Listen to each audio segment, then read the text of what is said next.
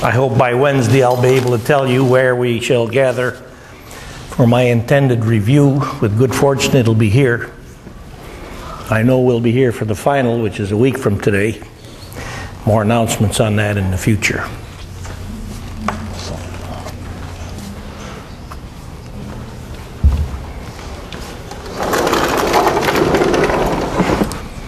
More on Introduction to Coordination Chemistry. Specifically as a takeoff of what we looked at the end of chapter 23, which involved considerations regarding formation of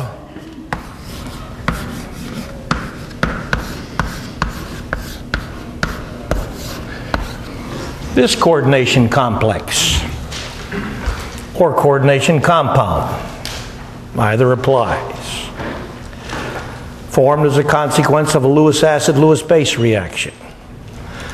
The Lewis acid nickel interacts with carbon monoxide molecules behaving as Lewis bases, the result of which is to make sigma coordinate covalent bonds, 4 of them, since the interaction involved nickel atom combining with 4 carbon monoxide molecules.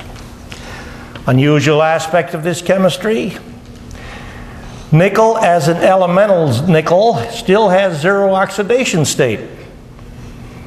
This reminds us, coordination chemistry can do some very interesting and in certain cases very important stuff.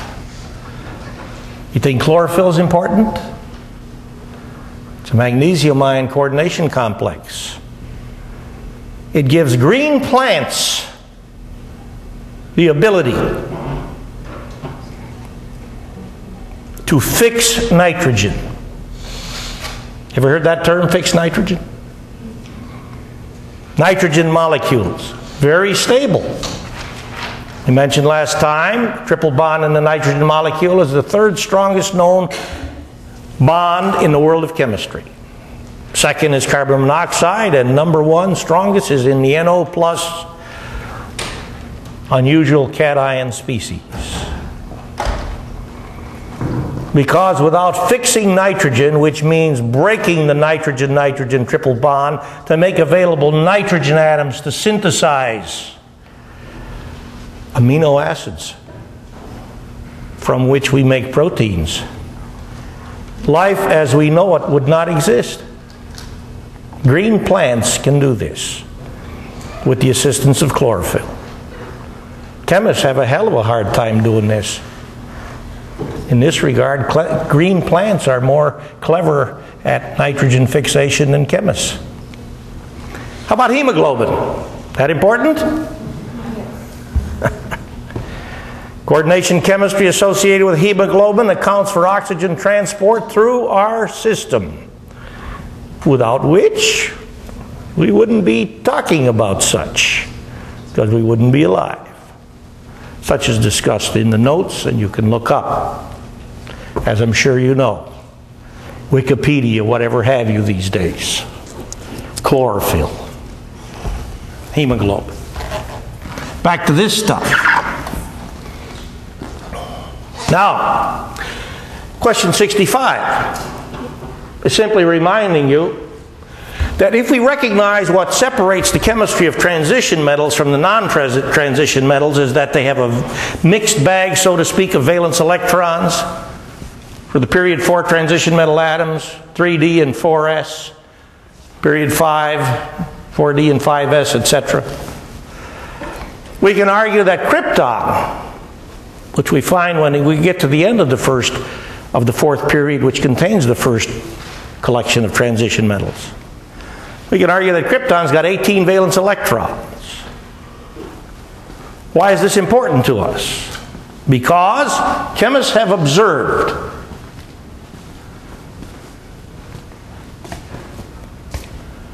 that complexes such as these, for example, do not exist. If I was for this thing to count up the number of valence electrons in complex nickel, how many would I get? If I count up the number of valence electrons for complex nickel for this, how many do I get? If I count up the number of valence electrons for this, for complex nickel. How many do I get?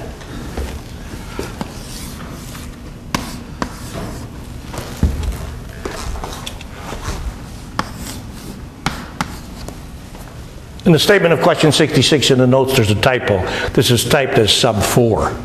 Change it to sub 5. Respectively, I'd get 16, 20, and 18 valence electrons.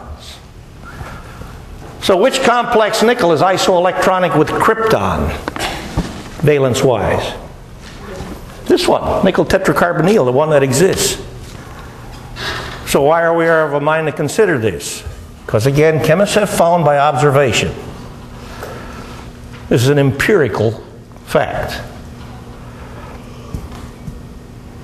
That if in forming these complexes, which contain metals in unusually low oxidation states, yet these materials are stable, stability is associated with a valence electron count for the complex metal of 18, like krypton. You see the similarity of this to stability considerations which you were led to in Chemistry 2045? Atoms in the main react to achieve what kind of valence electron configuration? Noble gas structure. So here we have noble gas structure associated with krypton. NGS KR. How did you figure out that had 18 valence electrons? We did this last time. If you didn't recognize that, we're going to do it again in a moment. So hang on. To get these electron counts, that's the question. Write this energy level diagram, where each horizontal line represents an orbital, a valence orbital for the complex metal. What valence orbitals do period 4 transition metal atoms have? 3d, 4s, and 4p. And then 4d.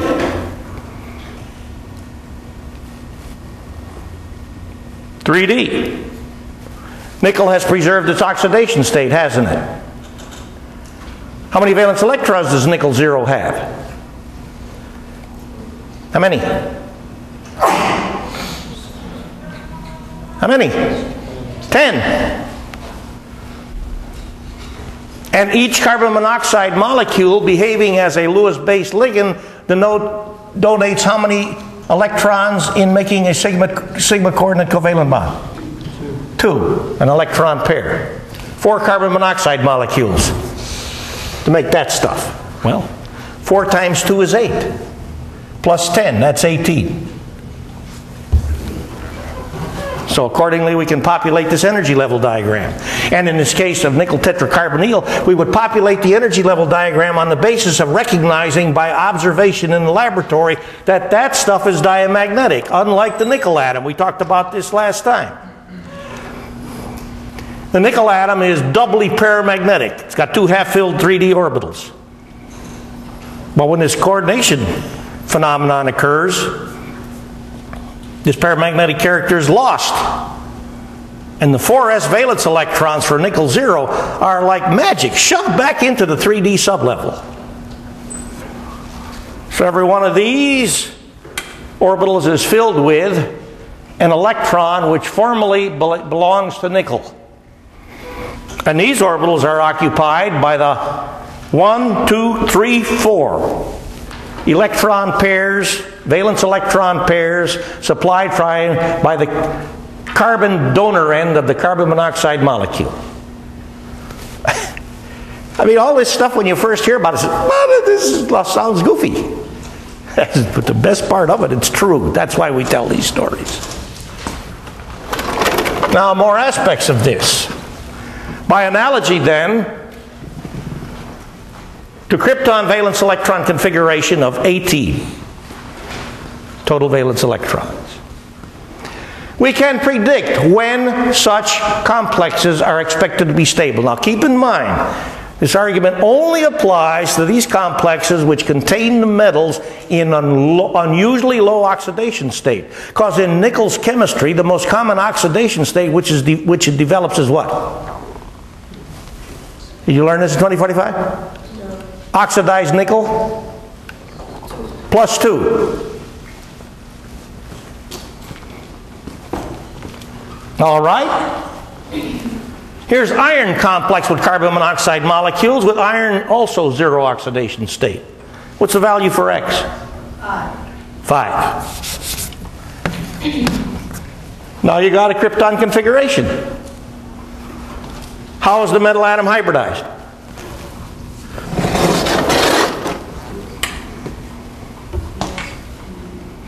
In this complex, how many electrons, how many valence electrons formally belong to iron? 8. So, since this too is diamagnetic, all these things are diamagnetic. 1, 2, 3, 4, 5, 6, 7, 8. So here's an empty orbital. And for this, we need to borrow 5 valence orbitals from nickel to make 5 sigma coordinate covalent bonds, because we got 5 carbon monoxide ligands.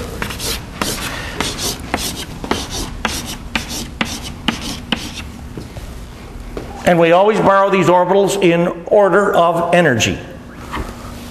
So, there they are. D, S, P, 1, 2, 3. Now in 2045, you probably saw sp3d. Now we're seeing dsp3. What's the difference between dsp3 and sp3d? You know? In this case, the d orbital is written first because it's from energy level 3, whereas the s and p orbitals are for energy level number 4. If we have sp3d coordination, then this orbital would contain metal electrons exclusively, and it'd be s, p3, and here's the 4 d's, and one of these would be used. sp3d, because now all these orbitals would be from the same energy level, with s being the lowest energy. When they're in the same energy level, s is the lowest energy orbital. So now you can learn what this symbolism means. dsp3. But you've seen this before. This is the same blend of orbitals. What kind of geometry you associate with this thing? You did this, you better know it. Trigonal bipyramidal. Sketch.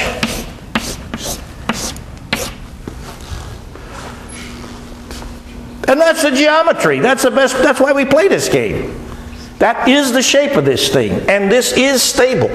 Now let's look at these possible carbonyl complexes of cobalt. Based on the game we've just programmed you to play, which of these do you expect to be stable? Which one in fact exists?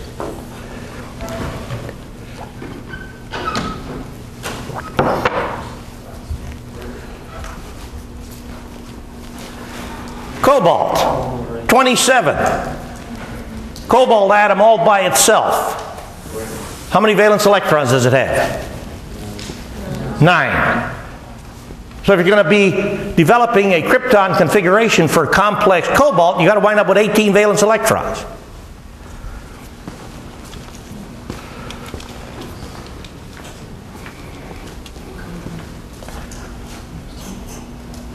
Four times 2 is 8. 4 times each electron pair supplied by the carbon monoxide molecules behaving as Lewis-based ligands. Single plus. So in this material, if it existed, the cobalt oxidation state is what? 60. What's cobalt oxidation state? If this existed. Plus 1. Because the carbon monoxide molecules are all zero oxidation state. So this would have how many total valence electrons? 16. This doesn't exist. How about this one? 17. This doesn't exist. How about this one? 18. Adding one more to account for the charge. And what's even more unusual about this thing? What's the oxidation state of cobalt, the metal in this stuff? -1. And this is the one of these that's stable. How about that? So now we're seeing that this unusual coordination chemistry can stabilize metals in negative oxidation states. I'm sure never before seen by you. But this is fact. That's why we play this game. Here's another one.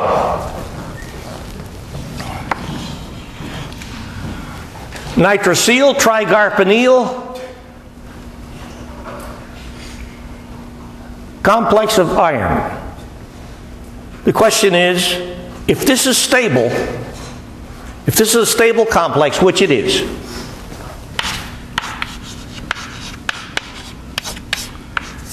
how many valence electrons are we going to count up for iron in total? How many? 18. Well, this accounts for 8. 4 ligands, 4 times 2. Iron by itself, the iron atom has got how many valence electrons?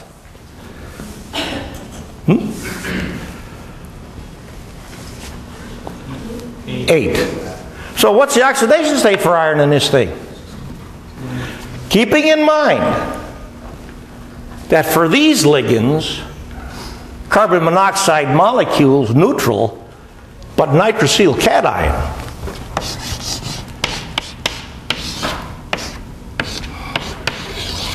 Is an unusual ligand because it's a cation and has a +1 charge. Why does that make NO plus unusual as a ligand? You expect something to be a strong Lewis base if it's a cation? Do you think something which is positively charged is going to be an effective electron pair donor? Come on, Coulomb. Hell no. I'm plus. I don't want to share my electron density with anybody or anything. If I'm plus, I'm hogging my valence electron density. Yet, this is an example of nitrosyl cation being complexed, functioning as a Lewis base, making a sigma coordinate covalent bond with iron in this stuff. In what oxidation state? -2. So even a lower oxidation state is now stabilized by this coordination phenomenon. More on this in a moment. Question 70. Question 70 simply says that none of these unusual complexes, unusual because they contain the metal in the low oxidation state, can ever be square planar. Never have been observed to be square planar. Did you hear or learn anything about square planar geometry and corresponding hybridization in 2045? DSP2. Square or square planar, same thing.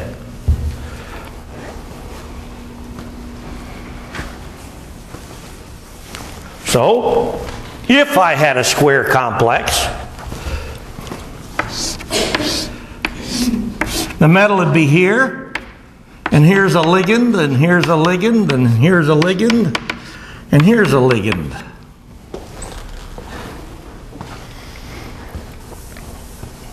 Four sigma coordinate covalent bonds would result if such a complex developed. Why can no such complexes, if the metal is in an unusually low oxidation state, be square planar? Such has never been observed. Why not? DSP2. Which valence orbitals? It's because if it has a low oxidation state, then the 3d orbitals are already filled by the iron's valence. Well, we don't care what the metal is here. Or any valence electron. If we have DSP2 hybridization right there.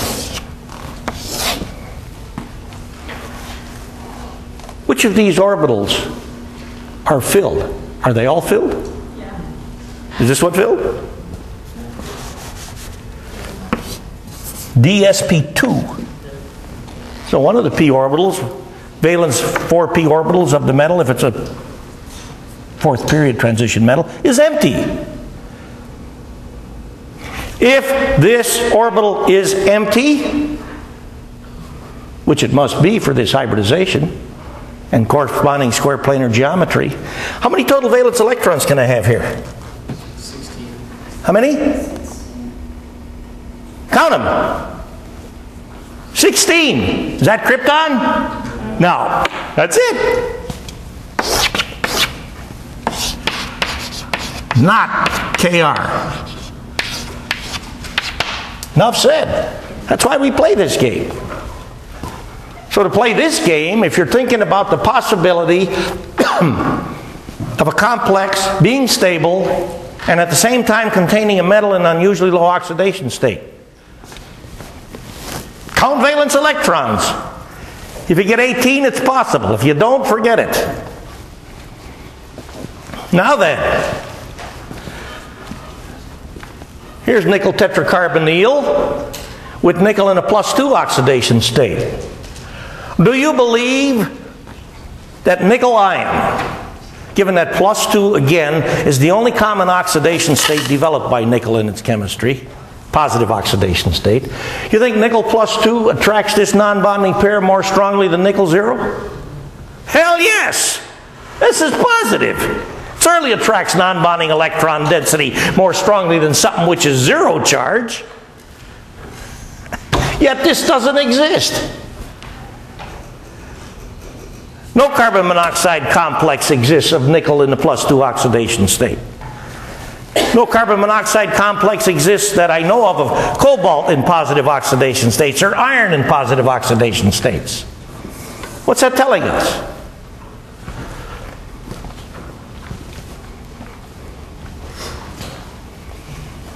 It's telling us that the reason why these unusual complexes are stable is not because of sigma bonds, because clearly sigma bonding here would be stronger than it is here. Yet these bond formation interactions don't take place, and complexes like this don't exist. That means the stability factor, the reason why materials like this and that thing and that thing, the reason why these things are stable is a consequence of this.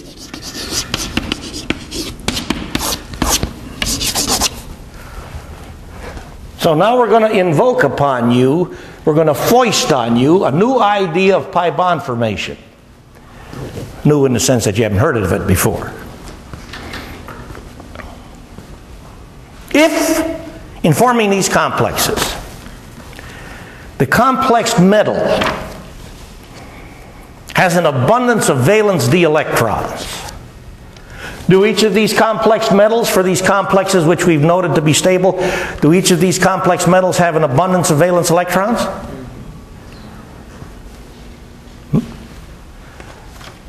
What kind of valence electrons do these transition metals have for period 4? S and D. No P's. Can I make pi bonds with S electrons and S orbitals? No. So if these complex metals are making pi bonds, it has to do something with their d electrons, because I can make pi bonds with d orbitals. Here, for example, is a d orbital model. Isn't it cute? Looks like a three-dimensional four-leaf clover. If I hold this d orbital this way, then it's in this plane, this being the x direction. And do you remember which direction chemists call this? This is z. So this is in the xz plane. If I hold this orbital this way, then it's in the xy plane. And if I hold the orbital this way, it's in the xz plane. I pointed that out because each and every period, well, never period 3, period 4, period 5 transition metal has each of these d orbitals in its valence environment. They look exactly alike. The lobes are between the axes. One in this plane, one in this plane, one in this plane. XY, XZ, YZ. You see an analogy, geometrically speaking, to the p orbitals in a p sublevel? One is px, one is pz, one is py. Just a reference to their Cartesian coordinate reference axes directionalities, that's all. Pi bonding.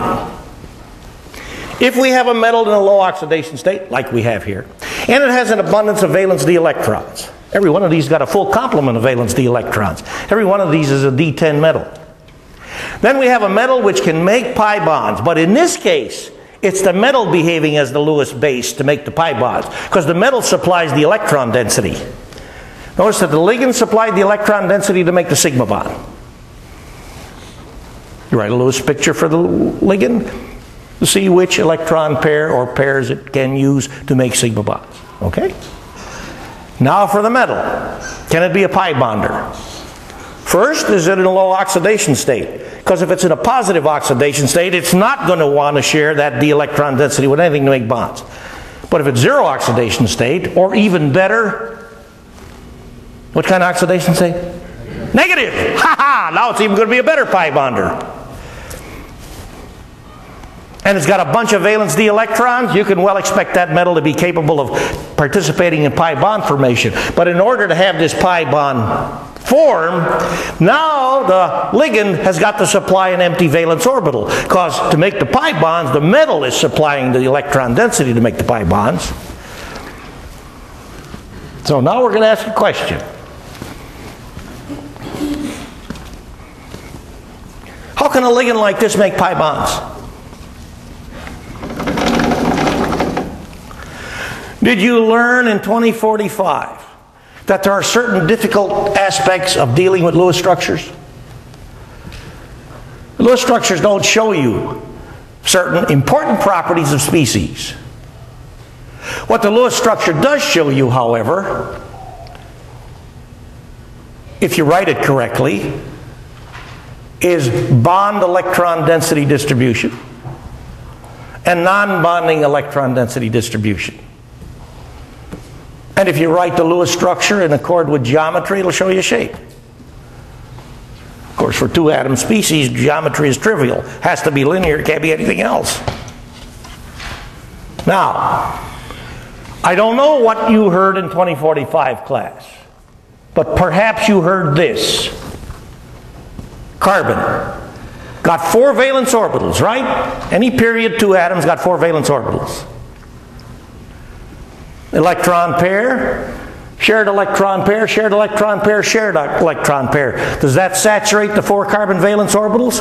Oxygen, 4 valence orbitals. Electron pair, shared electron pair, shared electron pair, shared electron pair. Does that saturate the 4 oxygen valence orbitals? Because if the valence orbitals for oxygen as well as carbon are saturated, there's no empty orbitals available for pi bond formation. Aha! But the story I just told you is not true. Because what the Lewis picture shows you, as we just mentioned, are the bonding electron pairs and the non-bonding electron pairs.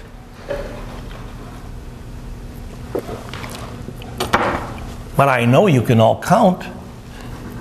Carbon has got how many valence orbitals by itself? Oxygen has got how many valence orbitals by itself? How many? 4. Now watch out, here's the hard part.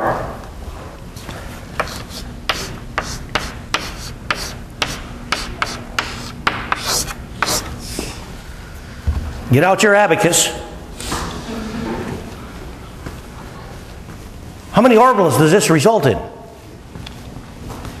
How many? You think these orbitals disappear when carbon atom and oxygen atom get together and make bonds? So in truth, given that we know an electron pair occupies 1 orbital, what you're really representing here is 5 occupied orbitals. 5 occupied orbitals. There's 3 more, and they're there, and they're empty. And of these 3 that are there, one looks like this. What kind of orbital is that? A p orbital, and it's empty. And there is how we can make the pi bonds. How about that? And this now supports pi bond formation interaction, because this draws electron density toward itself by induction, right? Because oxygen is an electronegative atom of consequential electronegativity. Now what about this thing? As a pi bonder, how do you think this would compare to carbon monoxide? Better. Not only is the combined electronegativity of these two exceeding the combined electronegativity of carbon and oxygen, because nitrogen is more electronegative than carbon, this thing is plus. Whoa! Pulling on that pi electron density, the d electron density from the metal, making ever stronger pi bonds. So with that, we can recognize how things like carbon monoxide and NO plus can be pi bonders. For further information, take a look at 25.4 in chapter 25. The brief account of describing structure and bonding for materials like this from a molecular orbital perspective, which is a more penetrating and sharper, clearer, deeper assessment of properties of species like valence, electron density, and bonding than is Lewis stuff. And you'll see in a sharper, clearer way how you can recognize empty p orbitals on this thing to make pi bonds. So with that, we'll ask one more question. In which of these complexes, all of which we've noted to be stable, do you expect to find the strongest pi bonding? In which of these 3? They're all stable, and now we've argued they're all stable because of pi bonding. In which of these would you expect to find the strongest pi bonding? How many vote for this one? I'm voting for this one. Why should we vote for this one? What's the oxidation state of iron in this thing? -2. That makes it an excellent supplier of electron density. It's minus. Let me get rid of some of this electron density.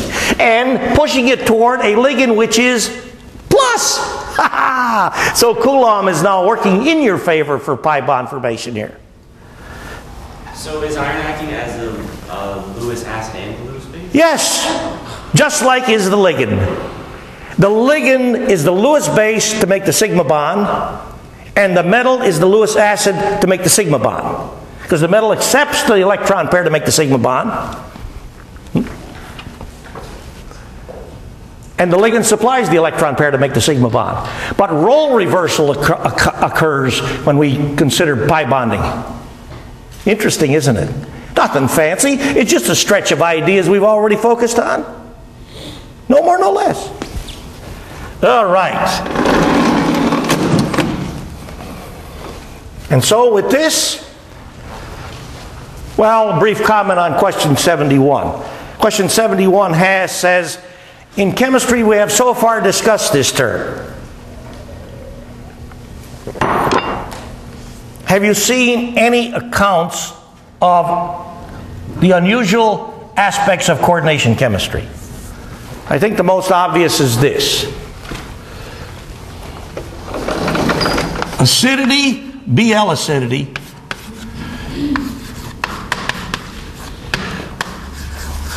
of free water versus coordinated water.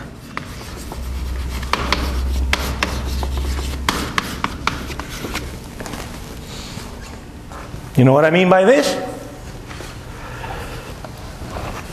What's Ka for free water? Remember from the acid-base table? 1.8 times 10 to the minus 16. That's Ka for free water. It's in our acid-base table.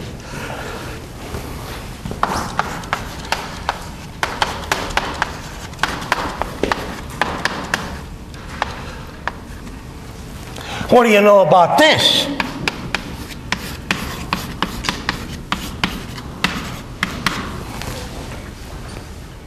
Because this thing behaves as a Bronsted acid as a consequence of coordinated water losing H+. Ka, 4.0 times 10 to the minus 3.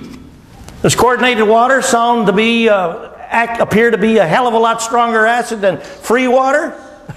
You know the difference in the magnitude of these numbers?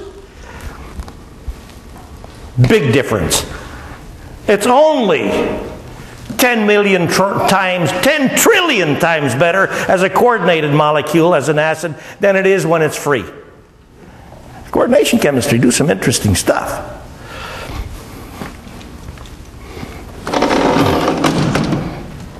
It's all about fundamental thermodynamics.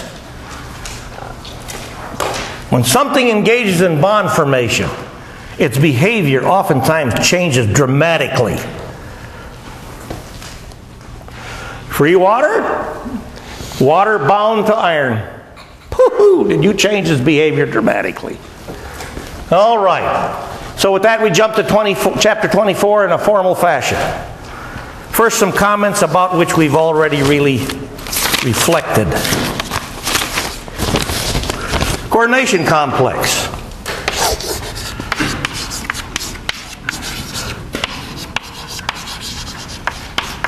As it follows from what we have been talking about, we can define it as a Lewis acid, Lewis base adduct.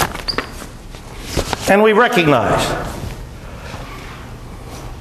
sigma bond, here's the metal, here's the ligand.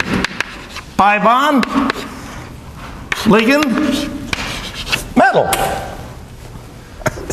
Just what we've been talking about. Coordination number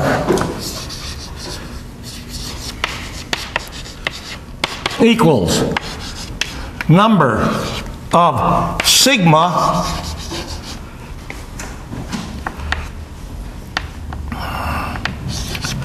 coordinate covalent bonds.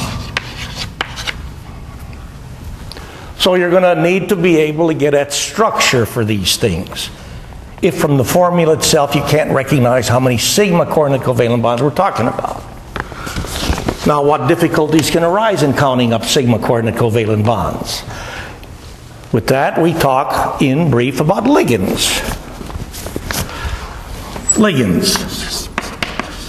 Again, ligand is the transition metals chemist's fancy name for a Lewis base, no more, no less. But now you can see, I think, why ligand is somewhat a better term than Lewis base. Because Lewis base implies that this ligand is only going to be capable of forming a sigma bond when in fact the ligand behaves as a Lewis base. When you're making pi bonds, now this thing is behaving as a Lewis acid. So I don't like calling a Lewis base a Lewis acid. But I don't mind calling a ligand a Lewis base as well as a Lewis acid. That provides some justification for using the term ligand as opposed to Lewis base when it comes to coordination chemistry. Ligands. Most are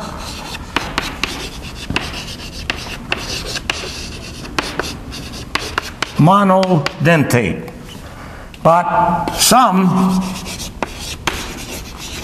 are polydentate. And can form up here chelate complexes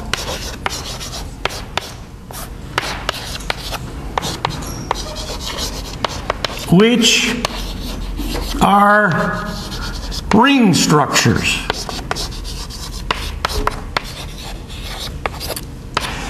I'm sorry for thinking about this stuff after I made these notes on the board. I got this cramped, upside down, sideways, twisty sort of thing. Some are polydentate and can form chelate complexes, which are ring structures. So, in the few remaining minutes, let's take a look at a couple of ligands, some of which you're certainly familiar with.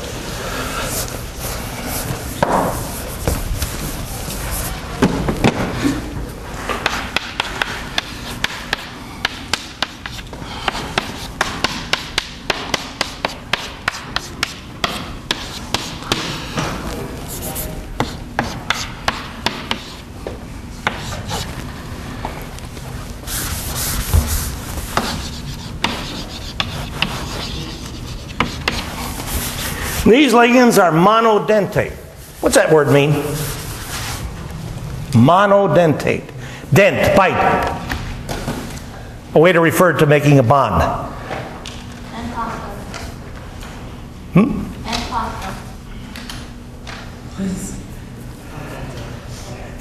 Monodentate means the ligand can make one sigma bond, that's all. One sigma bond, that's all. Notice that. Water molecule, for example, got 2 non-bonding pairs. Chloride, I got 4 non-bonding pairs. Still can only make 1 coordinate covalent bond. You know what the geometry is of a water molecule? Kind of looks like a Mickey Mouse hat. Oxygen, hydrogen, hydrogen. Non-bonding pair, non-bonding pair. Well, if you float up to me, you're this iron, I'm going to make that thing, and you're over here, the other non-bonding pair is aiming that way. I can't make that a bond with you, iron over here, with this other non-bonding pair. Aiming that way. Monodentate. But how about this ligand? We're going to go to a laboratory and do some chemistry with ammonia. We're going to get 2 ammonia molecules to react with each other and make this thing with some additional chemistry.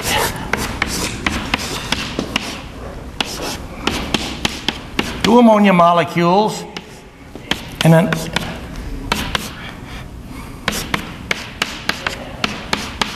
ethane molecule. Never mind how the chemistry's done. We don't care about that. The name for this is ethylene diamine. Shorthand reference to this is EN, short for ethylene diamine. I don't care about the name, that's why I didn't write down the name. 4 skeletal atoms, 2 nitrogen atoms, 1 at each end, and each nitrogen atom has got a non-bonding pair. But this thing, because of its bond length and structure, can make to 1 metal ion 2 coordinate covalent bonds. And I purposely use this because this is the most commonly known, this is the most common of all polydentate ligands, specifically bidentate, because it can make 2 coordinate covalent bonds. Here's a model.